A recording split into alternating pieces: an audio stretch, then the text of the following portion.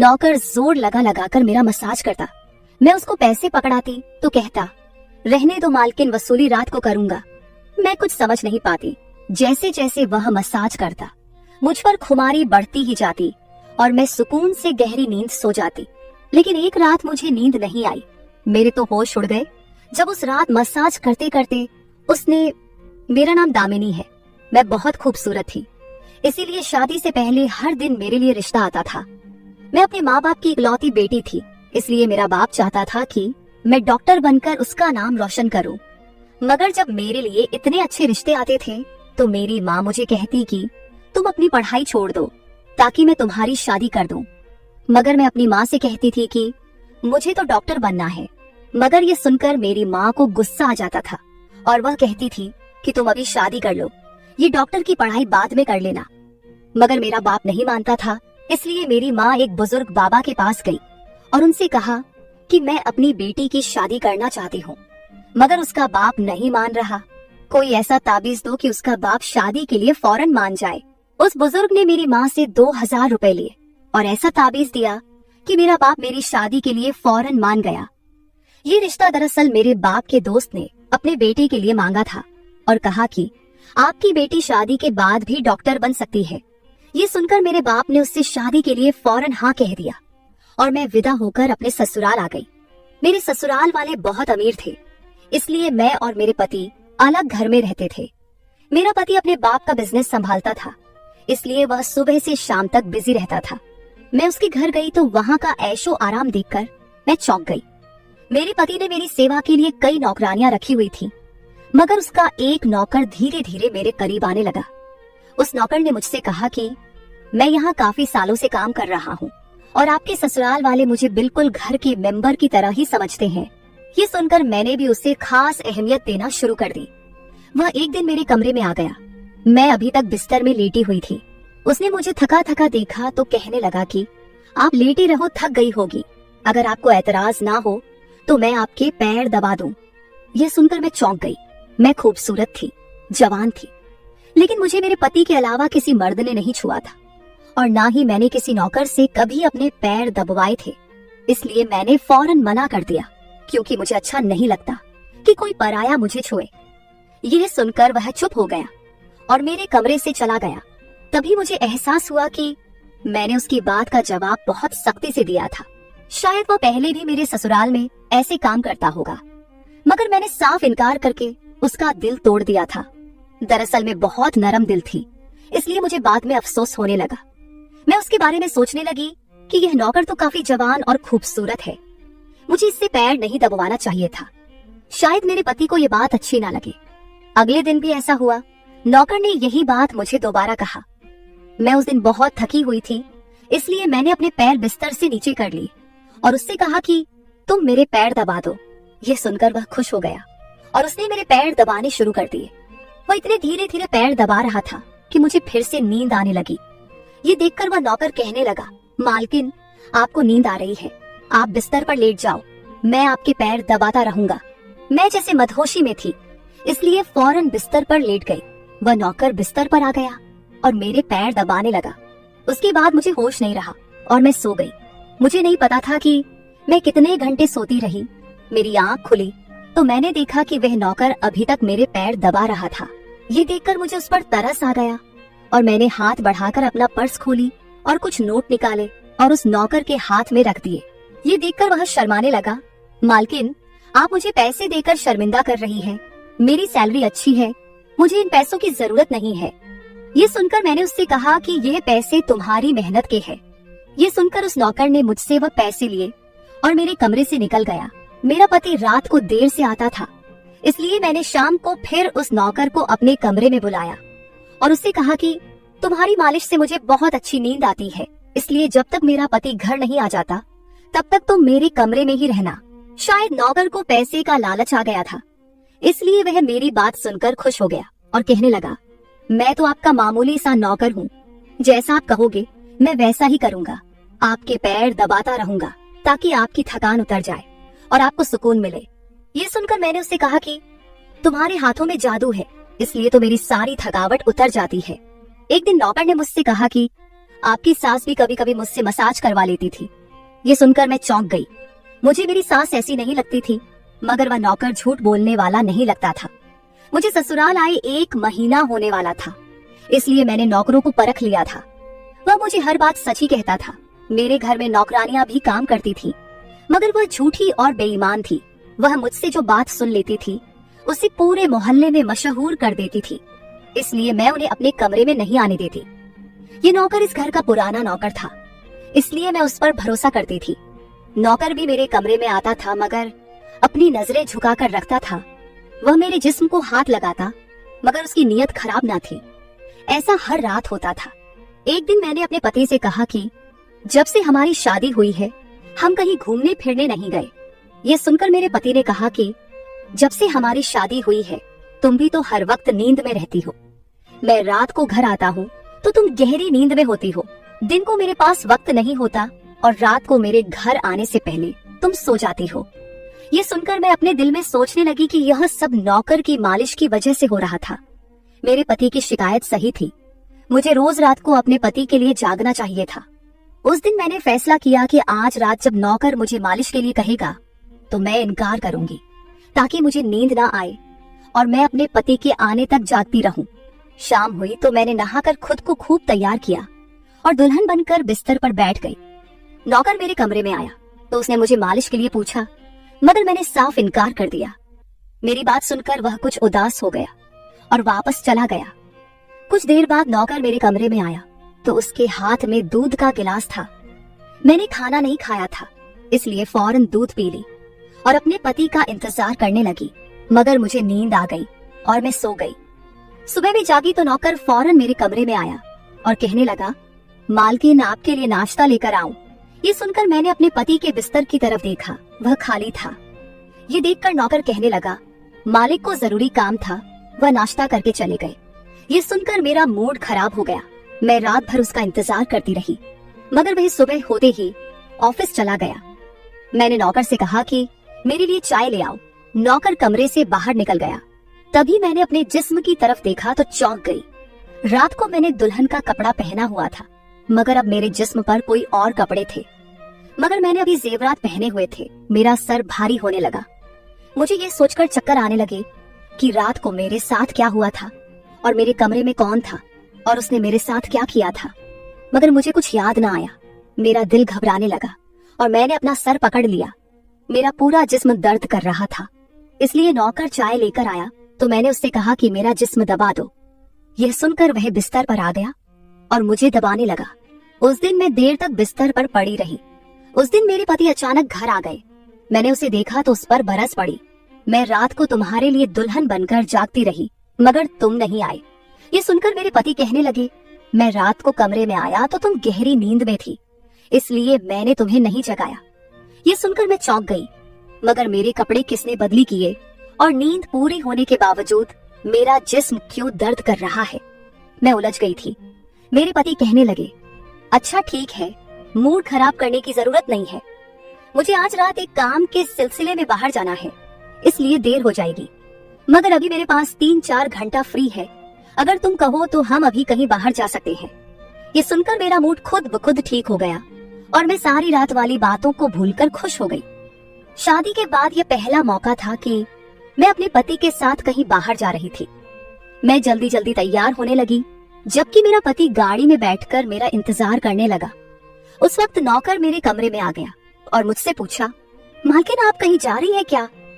ये सुनकर मैंने उससे कहा कि हाँ, मगर तुम क्यों पूछ रहे हो?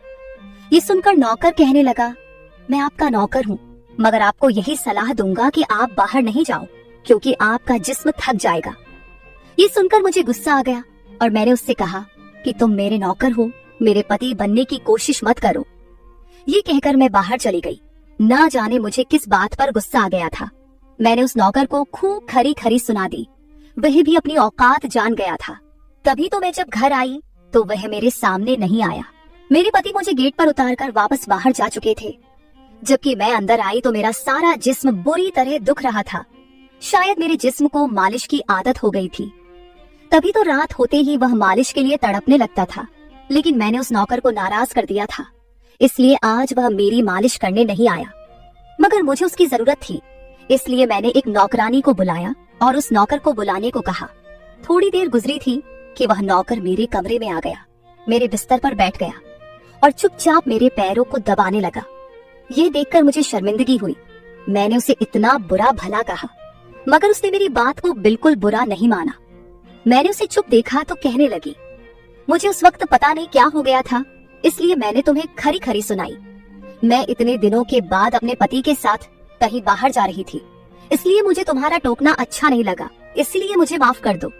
मैं उसकी मालकिन थी और उसे इस काम के पैसे देती थी, मगर अब भी मुझ में इंसानियत जिंदा थी, इसलिए मैंने मालिक होकर भी नौकर से माफी मांग ली, क्योंकि वह भले ही नौकर था मगर वह एक इंसान भी तो था। मेरी बात सुनकर वह नौकर कहने लगा, मैं आपका नौकर हूँ, इस काम के लिए मैं आपसे सैलरी लेता हूँ, इसलिए आपको हक है, आप जो चाहे मुझे कह दे। ये सुनकर मैं चुप हो गई, मगर मैंने सोच लिया था कि आइंदा इससे ऐसा कुछ नहीं कहूंगी।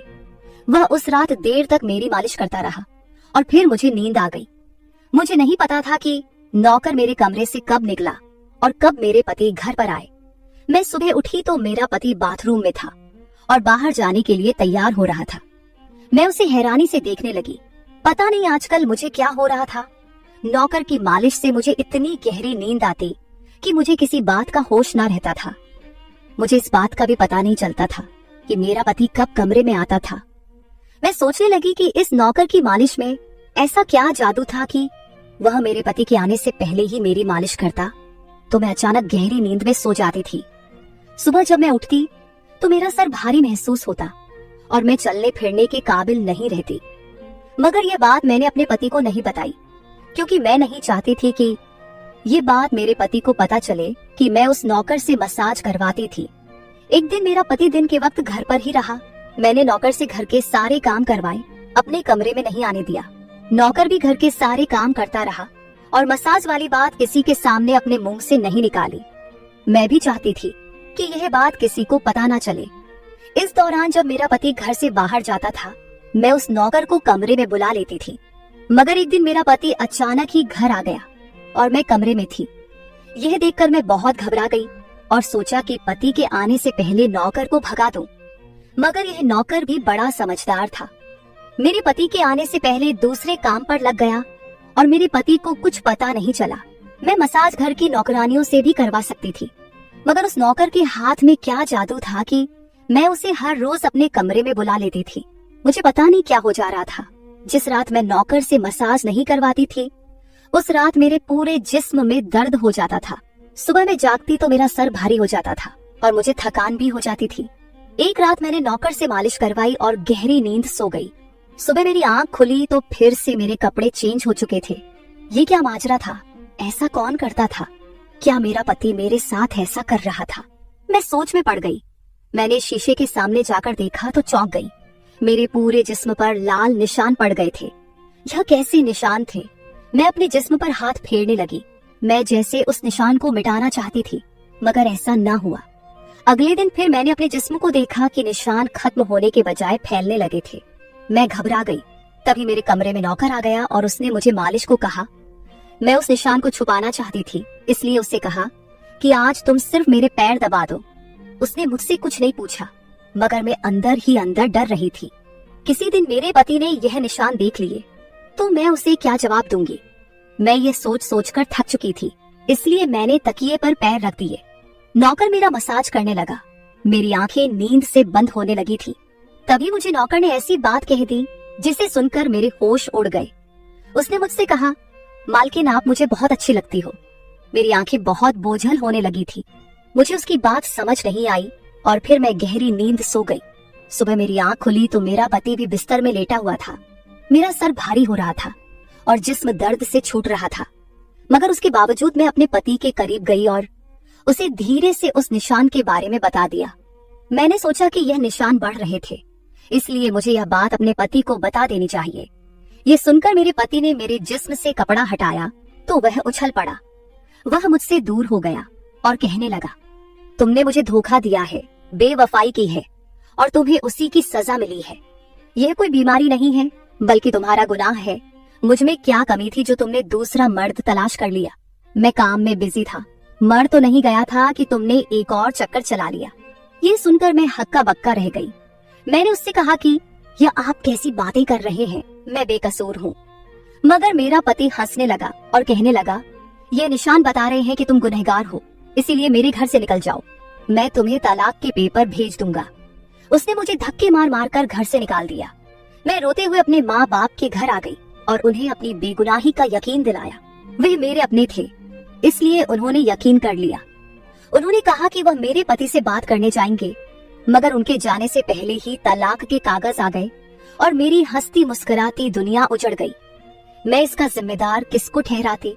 कोई भी तो नहीं था। मैं कई दिनों तक रोती रही। मुझे ऐसा लगने लगा था जैसे मैं मरने वाली थी। एक दिन मेरी माँ मेरे कमरे में आई और कहने लगी कि तुमसे कोई मिलने आया है। मैं भाग कर गई कि शायद मेरे पति आए हो, उसे मेरी बेगुनाही का एहसास हो गया हो। मगर वहाँ मेरा पति नहीं था, बल्कि वही नौकर था जो उसके घर काम करता था। मैंने उसे आने का कारण पूछा तो वह कहने लगा, मैं आपके उन निशानों के बारे में जानता हूँ। ये सुनकर मैं चौंक गई। मैंने उसको कसकर पकड़ा और उसकी शर्ट का बटन एक झटके से खोल दिया। मुझे अब समझ आया कि मेरे पति ने मुझ पर इतने गंदे इल्जाम क्यों लगाए थे। ये कहकर मैंने नौकर के सीने पर मुक्के मारने शुरू कर दिए। मैंने कहा, ये निशान मेरे जिस्म पर कैसे आए? तुमने मसाज के बहाने मेरे साथ क्या क्या किया था? मुझे सच सच बताओ। ये सुनकर नौकर ने मेरे दोनों हाथ पकड़ लिए और कहने लगा, मेरा नाम राजेंद्र है और मैं तुम्हारे साथ यूनिवर्सिटी में पढ़ता था, मगर मुझे तुमसे प्यार हो गया।